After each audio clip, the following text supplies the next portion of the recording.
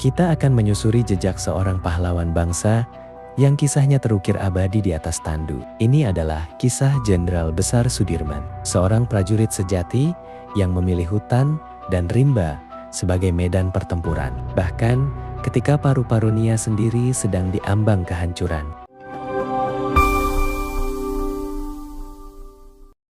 Kisah dimulai pada masa-masa genting setelah kemerdekaan. Angkatan Perang Republik Indonesia APRI baru saja dibentuk dan pemilihan Panglima Besar Tentara Keamanan Rakyat TKR berlangsung sengit. Mayor Jenderal Sudirman, mantan Komandan Peta bentukan Jepang, terpilih sebagai Panglima Besar TKR, mengalahkan senior-seniornya. Keputusan ini langsung menuai kontroversi di kalangan elit politik. Perdana Menteri Sjahrir khawatir baginya Sudirman dan para perwira Peta adalah kolaborator Jepang yang harus disingkirkan. Ini adalah konflik ideologi pertama. Diplomasi versus perjuangan fisik. Bagi Sudirman dan para pejuang, kemerdekaan 100% tidak bisa ditawar lagi. Mereka melihat perundingan demi perundingan dengan pihak asing sebagai kelemahan yang merugikan. Gerakan radikal dipimpin oleh Tan Malaka bahkan berani melawan pemerintah yang dianggap terlalu lembek. Namun, Jenderal Sudirman berdiri tegak di tengah semua kekisruhan ini. Ia menyatakan kesetiaannya adalah mutlak hanya kepada pemerintah sah di bawah kepemimpinan Presiden Soekarno dan Wakil Presiden Muhammad Hatta. Ia bukan alat politik, melainkan tentara sejati.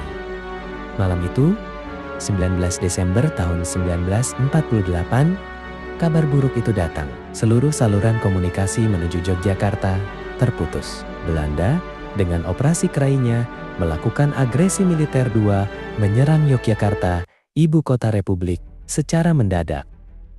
Tiba-tiba, kota yang damai itu berubah menjadi medan perang.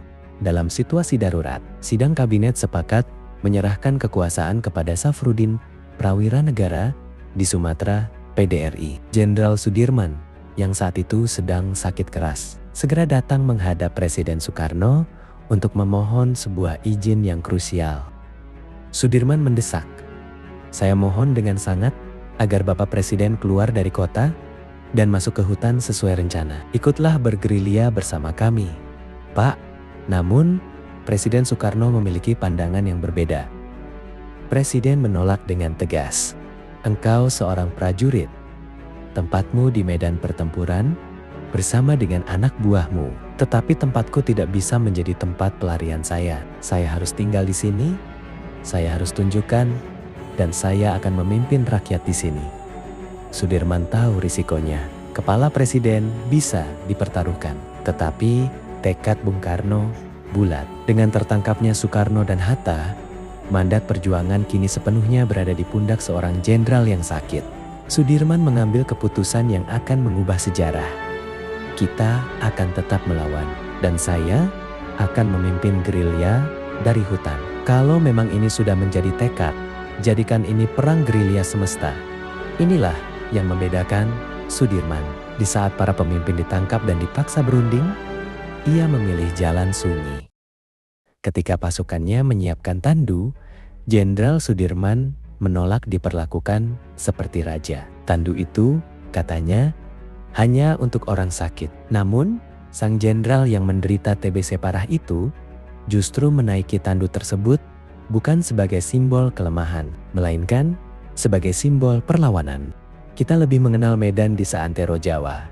Kita akan membentuk kantong-kantong perlawanan di setiap daerah, menciptakan Jawa menjadi medan gerilya yang luas. Dukungan rakyat merupakan senjata yang paling ampuh dalam melawan Belanda yang hanya mengandalkan senjata belaka. Tekadnya, perjuangan 800 km di atas tandu pun dimulai. Medan pertempuran gerilya sungguh kejam. Bukan hanya Belanda, tetapi juga konflik internal menjadi ancaman. Para prajurit muda harus diuji kewaspadaannya. Kisah Kopral Karsani menjadi salah satu contohnya. Seorang pemuda lugu yang ingin ikut berjuang diuji tekad bajanya oleh sang jenderal.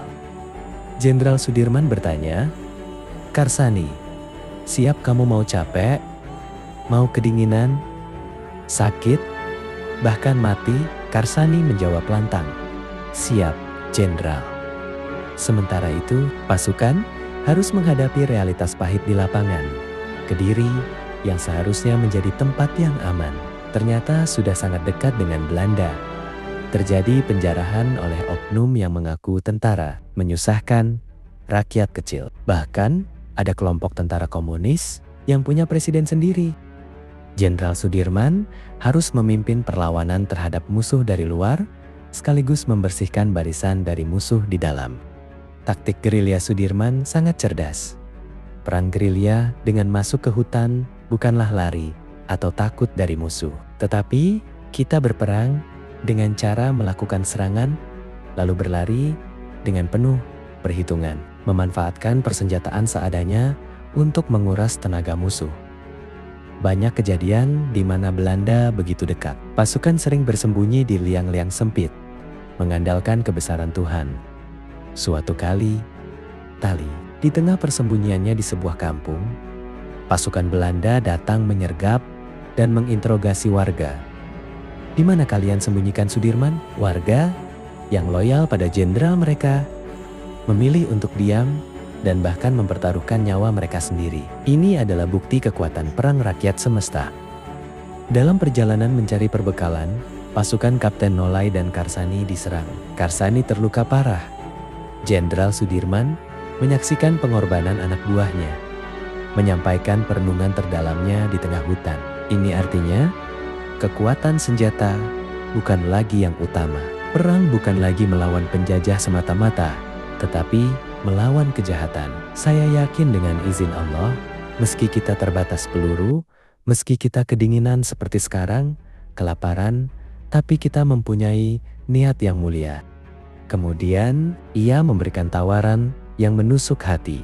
"Jika di antara kalian ada yang tak sanggup lagi melanjutkan perjuangan ini bersama saya dan ingin pulang, silakan. Kalian, saya izinkan pulang. Tak perlu sungkan. Saya tahu kalian rindu dengan orang yang kalian cintai."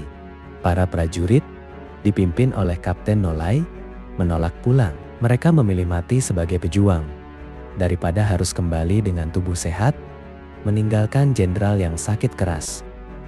Di tengah perjuangan gerilya yang heroik, kabar tentang perundingan Romroyen sampai ke telinga Jenderal Sudirman. Perjanjian ini menyatakan bahwa pemerintah RI akan menghentikan perang gerilya dan Belanda akan mundur 5 km dari Yogyakarta.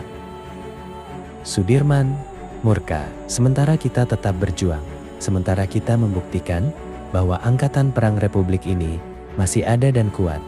Dengan konyol, pemerintah malah berunding. Sama saja mereka merendahkan hati bahwa negara kita ini tidak aman. Dan sudah jelas mereka mengakui bahwa tentara nasional hanyalah segerombolan tentara yang memegang senjata belaka. Kita ini tentara, kita punya martabat. Jenderal Sudirman merasa martabat TNI telah diremehkan. Ia menolak gencatan senjata karena ia yakin Belanda akan menyerang lagi, dan ini meremehkan status TNI. Namun, tidak semua menolak diplomasi. Di meja perundingan, para pemimpin sipil berjuang dengan cara mereka. Dan kunci kepulangan Sudirman akhirnya datang dari surat permohonan Sri Sultan Hamengkubuwono IX yang sangat dihormatinya. Sudirman berbisik dalam hati, "Saya tidak menggubris mereka, kecuali surat Sultan yang sangat saya hormati." Sultan meminta Sudirman kembali ke Yogyakarta, mengakhiri gerilya, dan menyerahkan kepemimpinan militer kepada pemerintahan sipil. Dengan berat hati, Jenderal Sudirman memenuhi panggilan tersebut. "Saya serahkan pemerintahan militer kepada pemerintahan sipil yang dipimpin oleh Soekarno dan Hatta. Izinkan saya untuk melanjutkan tugas sebagai tentara dan berkumpul kembali bersama keluarga." Inilah akhir dari perjalanan gerilya 800 km yang legendaris. Di tengah sakit yang tak tertahankan, ia memimpin, menginspirasi, dan membuktikan bahwa Indonesia memiliki tentara yang bermartabat.